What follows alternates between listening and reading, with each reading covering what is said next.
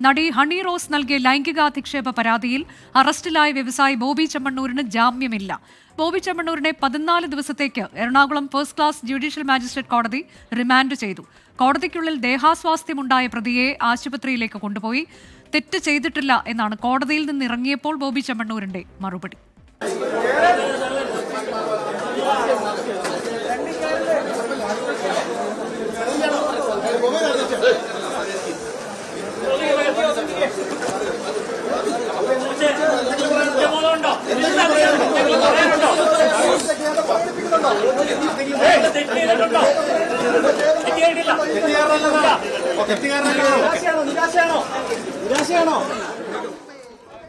നാളെ തന്നെ മേൽക്കോടതിയെ സമീപിക്കുമെന്ന് ബോബി ചെമ്മണ്ണൂരിന്റെ അഭിഭാഷകൻ.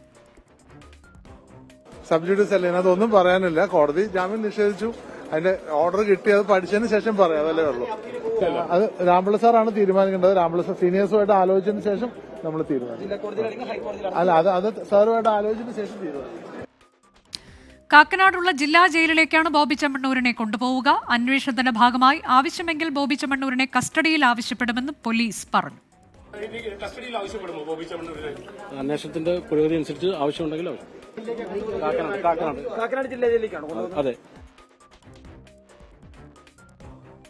വിശദാംശങ്ങളുമായി വിഷ്ണു സുരേഷ്, ഒപ്പം എറണാകുളം ജനറൽ ആശുപത്രിയിൽ നിന്ന് അഭിനന്ദ് എന്നിവർ. ആദ്യം വിഷ്ണു സുരേഷിലേക്ക്. വിഷ്ണു, ഗുരുതരമായ പരാമർശങ്ങൾ ഇപ്പോൾ ഇതിൽ പോലീസൊക്കെ ചില കാര്യങ്ങൾ കോടതിയിൽ ഉന്നയിച്ചിട്ടുണ്ട് എന്നുള്ളതാണ്. കോടതി ഉത്തരവിന്റെ വിശദാംശങ്ങൾ എന്താണ്?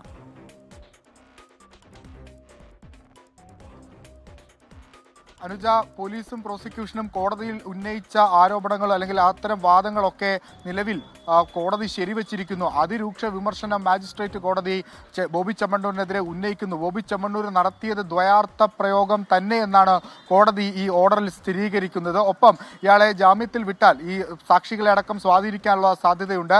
നിരന്തരം ഇത്തരത്തിൽ ഈ ദ്വയാർത്ഥ പ്രയോഗം നടത്തുന്നയാളാണ് എന്ന് കോടതി ഉത്തരവിൽ പറയുന്നുണ്ട്. അങ്ങനെ പ്രോസിക്യൂഷൻ ഉന്നയിച്ച എല്ലാ വാദങ്ങളും, ഒരുപക്ഷെ 14 വാദങ്ങൾ ഉന്നയിച്ചിരുന്നു, അതിൽ ഭൂരിഭാഗം വാദങ്ങളും നിലവിൽ കോടതി അംഗീകരിക്കുന്നു. അങ്ങനെയാണ് ഈ ജാമ്യം നിഷേധിക്കുന്ന ഘട്ടത്തിലേക്ക് കോടതി പോയത് നമ്മൾ മനസ്സിലാക്കുന്നു.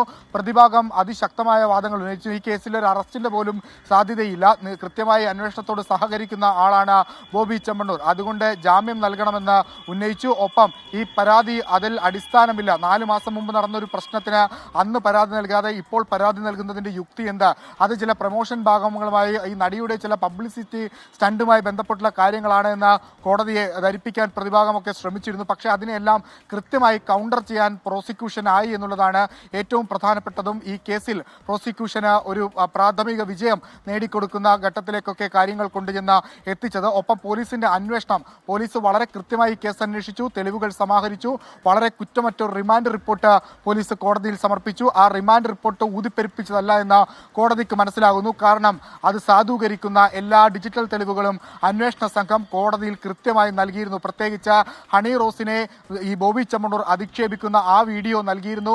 ഈ ജാങ്കോ സ്പേസിൽ ഹണി റോസിന്റെ പേര് പറയുന്ന ആ വീഡിയോ സമർപ്പിച്ചിരുന്നു. ഒപ്പം ബോബി ചെമ്മണ്ണൂർ മറ്റ് അവതാരകരുമായി നടത്തുന്ന ഈ സ്ത്രീ അവതാരകരുമായി നടത്തുന്ന ഇന്റർവ്യൂകളിലൊക്കെ അവരെ ഈ ദ്വയാർത്ഥ പ്രയോഗത്തിലൂടെയൊക്കെ മോശമായി ചിത്രീകരിക്കാൻ ശ്രമിക്കുന്നു. അവരാരും പരാതി ഉന്നയിച്ചില്ലെങ്കിൽ പോലും അത്തരത്തിൽ ദ്വയാർത്ഥ കണ്ടന്റുകളൊക്കെ പറയുന്ന വീഡിയോകൾ പോലീസ് കോടതിയിൽ സമർപ്പിച്ചു. ആ ഒരു പശ്ചാത്തലത്തിൽ കൂടിയാണ് കോടതി ഇയാൾ സ്ഥിരമായി ഇത്തരത്തിൽ കാര്യങ്ങൾ ചെയ്യുന്ന ഒരു ആളാണ് എന്ന്, പരിപാടികളിൽ അതിഥികളെ ആളുകൾ ഇത്തരത്തിൽ ലൈംഗിക ചുവയോടെ നിരന്തരം സംസാരിക്കുന്ന ഒരാളാണ് എന്ന് കോടതി പോലും തിരിച്ചറിഞ്ഞത്. അല്ലെങ്കിൽ അത്തരത്തിലൊരു ഉത്തരവ് കോടതിയുടെ ഭാഗത്തുനിന്ന് ഈ ഉത്തരവിൽ ആ പരാമർശം ഉണ്ടായിരിക്കുന്നത് വളരെ സ്റ്റഡി ആയിട്ടുള്ള ഒരു അന്വേഷണവും ഇടപെടലും ഒക്കെ ഈ ഘട്ടത്തിൽ ഉണ്ടായിരുന്നു. ഒപ്പം നമ്മൾ എടുത്തു പറയേണ്ടത് ഹണി റോസ് നടത്തിയ തുറന്ന യുദ്ധത്തിന്റെ ആദ്യപടി ഹണി റോസിന് വിജയം ഉണ്ടായിരിക്കുന്നു. ഇനി അവർ ഈ പരാതിയുമായി മുന്നോട്ട് പോകുമെന്ന് പറയുന്നുണ്ട്.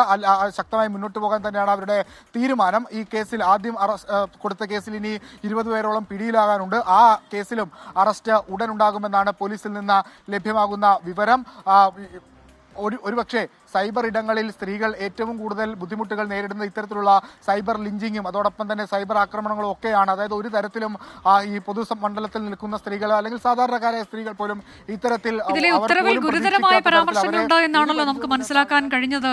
വിഷ്ണു, ദൃശ്യങ്ങൾ കൂടി പരിശോധിച്ചതിന്റെ അടിസ്ഥാനത്തിൽ, അതായത് പരാതിക്കാരിയെ തിരിച്ചു നിർത്തിയത്, ആ വീഡിയോ എല്ലാം ഹാജരാക്കിയിട്ടുണ്ട്. അപ്പോൾ അതിലെല്ലാം ദുരുദ്ദേശ്യമുണ്ട്, ദ്വയാർത്ഥ പ്രയോഗം എന്നൊക്കെയുള്ളത് അതും ദുരുദ്ദേശത്തോടെ തന്നെയാണ്, അശ്ലീല പ്രയോഗം തന്നെയാണ് എന്നതടക്കം ഈ ഉത്തരവിൽ കോടതി ചൂണ്ടിക്കാട്ടുന്നത് എന്തൊക്കെയാണ്? കേസ് പ്രഥമ ദൃഷ്ട്യാ നിലനിൽക്കും എന്ന് പറയുമ്പോൾ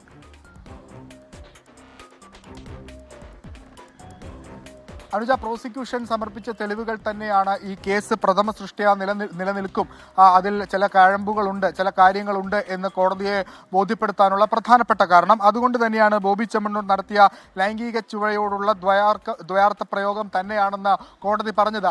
അത് ആ വീഡിയോയുടെ കൂടി അടിസ്ഥാനത്തിലായിരിക്കും. ആ വീഡിയോ പ്രദർശിപ്പിച്ച ആ വീഡിയോ കാണണമെന്ന് ഏറ്റവും കൂടുതൽ ആവശ്യപ്പെട്ടത് പ്രതിഭാഗമാണ്. ആ വീഡിയോ ഒരു പക്ഷേ ഇതൊരു ഡിജിറ്റൽ വകുപ്പ് ചുമത്തിയിട്ടുള്ള കേസാണ്, ഒരു ഡിജിറ്റലുമായി ബന്ധപ്പെട്ട് നിൽക്കുന്ന കേസാണ്. അതുകൊണ്ട് ആ വീഡിയോ ഈ കേസിൽ ഏറ്റവും നിർണായകമാണ്, പരിശോധിക്കേണ്ടത് അനിവാര്യമാണ്. ഒരുപക്ഷെ ആ വീഡിയോ അടക്കം പരിശോധിച്ച ശേഷമായിരിക്കും ബോബി ചെമ്മണ്ണൂർ നടത്തിയത് ലൈംഗിക ചുവയോടുള്ള ദ്വയാർത്ഥ പ്രയോഗം തന്നെ എന്ന ഒരു വിലയിരുത്തലിലേക്ക് കോടതി എത്തിയത്.